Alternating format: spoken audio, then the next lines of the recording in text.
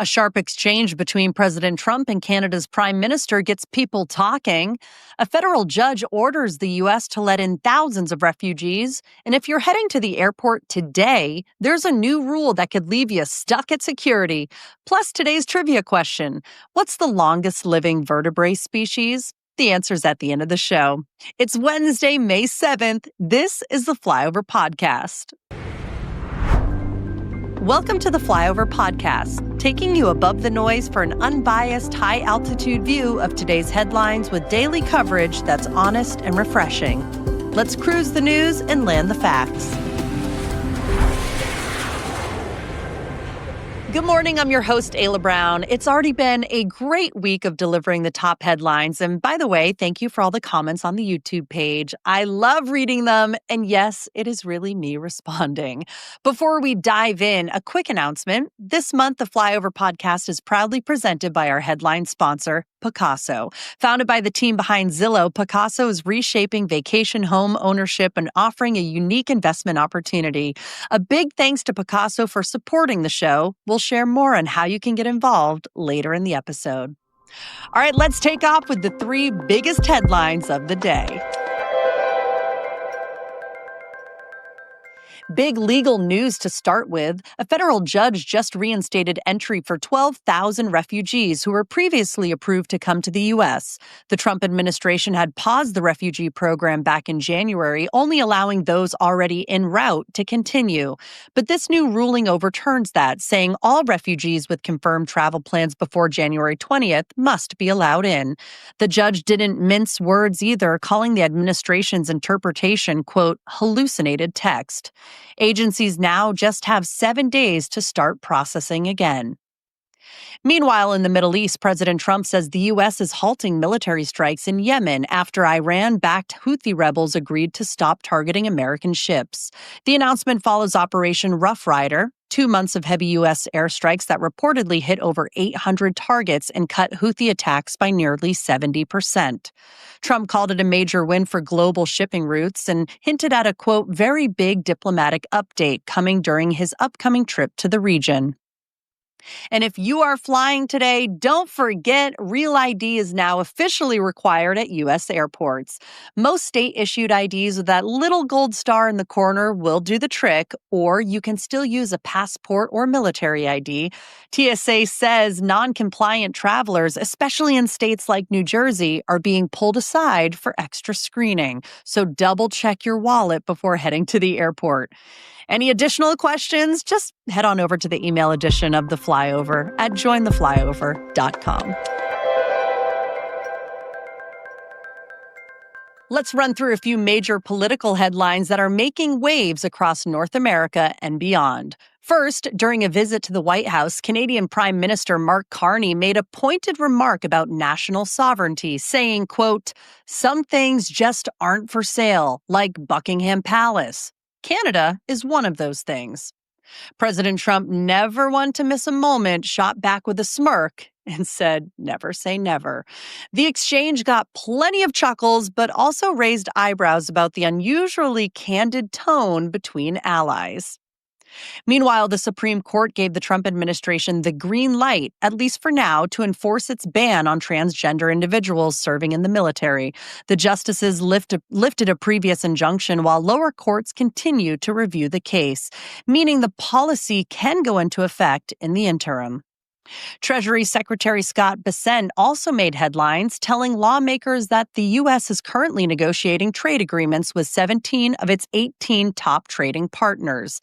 He hinted that some of those deals could be finalized and announced as soon as this week, adding more fuel to the administration's America First economic push. And finally, Kansas Senator Roger Marshall introduced a bill that would scale back one of President Trump's flashiest campaign promises: eliminating taxes on overtime pay. The bill would limit the tax break to lower and middle income earners, citing concerns about how the full proposal might impact federal revenue.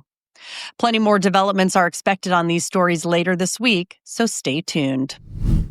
We are brought to you by Picasso. You know Zillow, right? It helped millions of people buy their first home.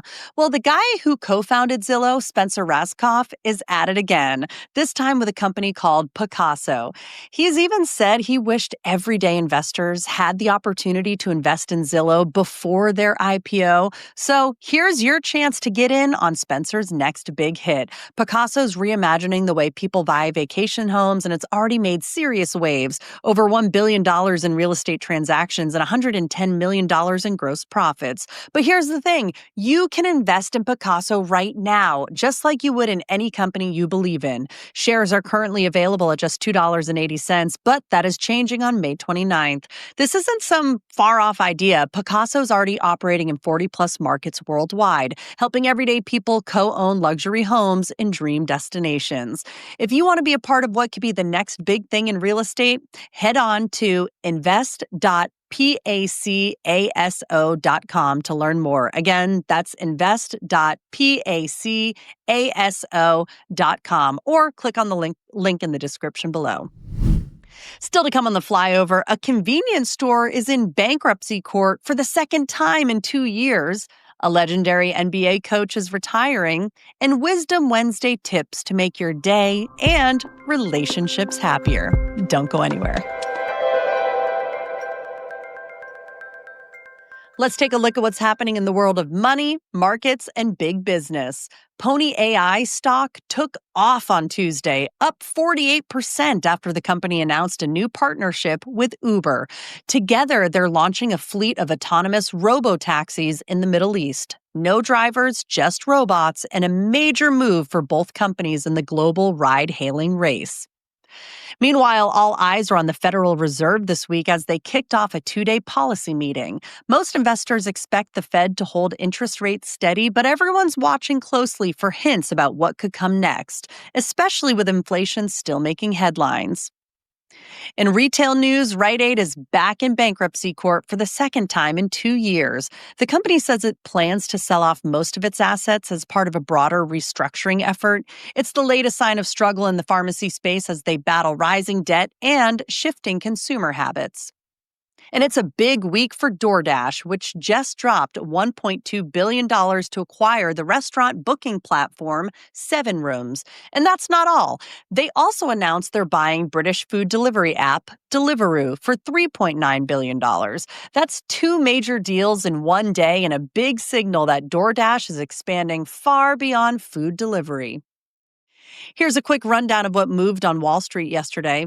Let's talk about the markets. It was a tough day across the board. The Nasdaq slipped nearly 0.9%. The S&P 500 dropped about 0.8%, and the Dow lost just under 1%. Investors seemed jittery heading into the Fed's policy announcement, and that caution showed up in the numbers. Bitcoin stayed pretty flat, ticking down just a hair, while gold surged nearly 4%, a sign that investors may be looking for safer places to park their money right now.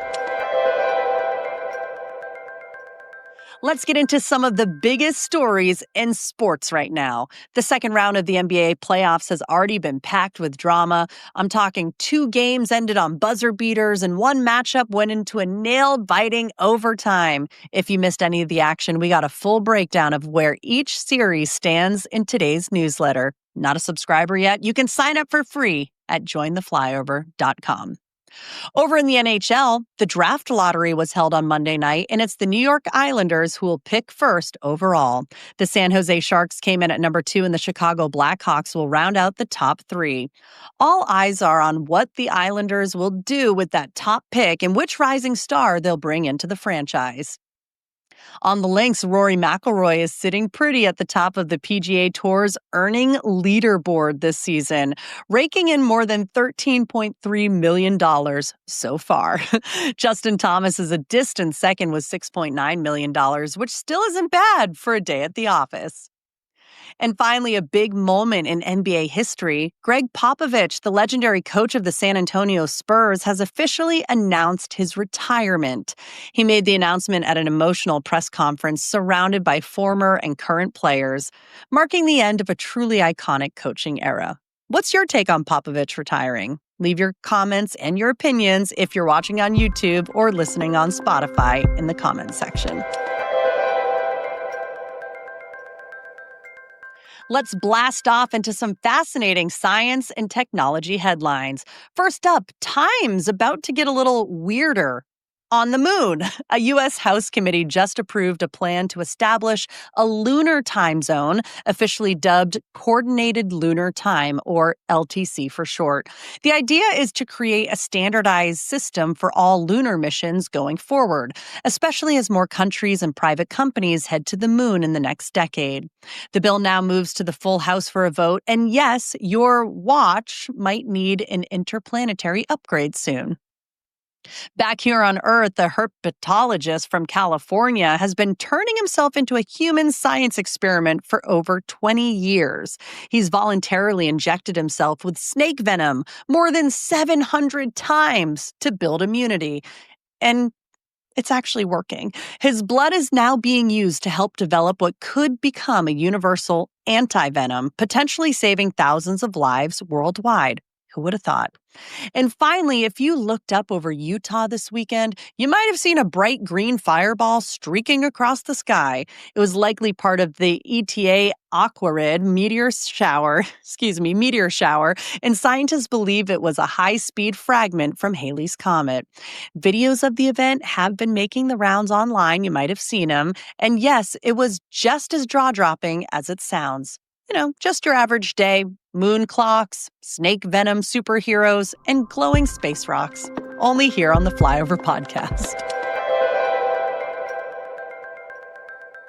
Now it's time for the Rotator, so let's kick off this Wisdom Wednesday with a few nuggets that might just make your day or your relationships a little better. First up, you don't need to look like a supermodel to be considered attractive. New research shows that certain subtle, everyday habits like keeping good posture, being present in conversations, and even just making eye contact can quietly boost how people perceive you. Turns out, charisma isn't in the cheekbones, it's in those little things. Next, let's talk about love, shall we? A new survey of nearly 600 women looked at what sets the happiest marriages apart, and the top 5 traits might surprise you. Emotional safety came in at number 1, followed by physical affection, daily check-ins, mutual respect, and having fun together. Not grand romantic gestures, just consistent, low-stress connection. Basically, it's less about the fancy date night, more about who remembers to ask how your day was. And finally, if you're over the age of 70 or know someone who is, here's a quick wellness check report worth sharing. Experts say that if you can still easily do 7 basic things like stand on one leg for 10 seconds, climb stairs without stopping, or even remember names after brief introductions, your body might be aging better than most. These benchmarks are linked to balance, strength, memory, and overall longevity. So whether it's boosting your charm, your relationship, or your long-term health, today's wisdom is all about the small stuff adding up. Coming up, the conclave to elect the next pope begins today, an update on the terror attack attempt at Lady Gaga's concert, and the poll results. Plus, have you figured out what the longest living vertebrate species is yet? I will tell you. All coming up. Let's jump into some more unexpected headlines making waves today, starting with major developments out of the Vatican. The conclave to elect the next pope officially begins today. A total of 133 cardinals under the age of 80 entered seclusion on Tuesday, and the world now waits as the church begins the secretive process of choosing Pope Francis's successor. No word yet on how long it'll take, but history tells us it could be hours or days. Either way, all eyes are on that famous chimney. Meanwhile, authorities in Brazil have arrested a 44-year-old man who they say plotted a terror attack at Lady Gaga's free concert in Rio de Janeiro over the weekend. The concert drew 2.5 million fans to Copacabana Beach. Police say the man, recently deported from the U.S., planned to detonate explosives and live stream the chaos. Thankfully, the attack was stopped before it could happen. Back in the U.S., a truck carrying $800,000 in dimes flipped over in Texas on Tuesday, scattering millions of coins across the highway. Cleanup crews spent hours scooping up the loose change, and traffic was backed up for miles. No word on how many people may have quietly pocketed a few souvenirs. And finally, in a story that proves kids and phones do not mix, one second grader in Kentucky accidentally ordered 70,000 Dum Dum lollipops while playing on his mom's phone. You want to know what the bill cost? A not so sweet $4,200. On the bright side, at least he's set for Halloween for the next decade. All right, everybody, it's time for the polls. We have turned the mic over to you, so let's see how you voted on this question from yesterday. Here's the results. Have you read the Lord of the Rings trilogy? 30% said no, too many elves. 27% said yes, my precious. 22% said only the movies. And 21% said, read what? I'm going to let you in on a very little secret. I heard that the majority of the Flyover team loves Lord of the Rings, so I guess that makes me the odd one out. I'm the new girl, though, so maybe over time they'll persuade me to pick up a copy of the book, but not quite yet. Ready for today's poll question? And don't forget, you can make your voice heard by voting at jointheflyover.com. Do you enjoy doing crossword puzzles? There's 3 different ways you can answer. Yes, no, or I prefer Sudoku. I love Sudoku. I am totally voting that one. My mom buys me Sudoku books every year for Christmas, and I just love sitting there figuring out all the different ways to add 1 through 9 into those dang columns.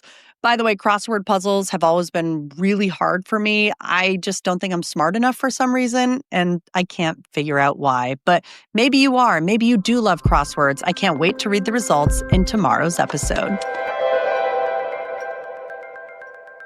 Have you been thinking about this trivia question? I have, because I don't know the answer to it either. The question is, what's the longest living vertebrate species? The answer, that title goes to the Greenland shark, which can live up to 500 years old. And if you wanted to know, females don't even hit puberty until they're around 150 years old. Slow swimmers, slow growers, but clearly in no rush to leave the party.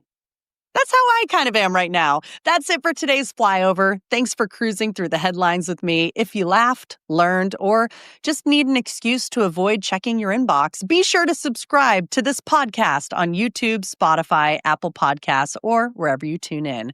Share it with someone who needs a smarter start to their day, and I will meet you back here tomorrow for more news, a little bit of nonsense, and maybe even a surprise or two. Until then, thanks for flying with us.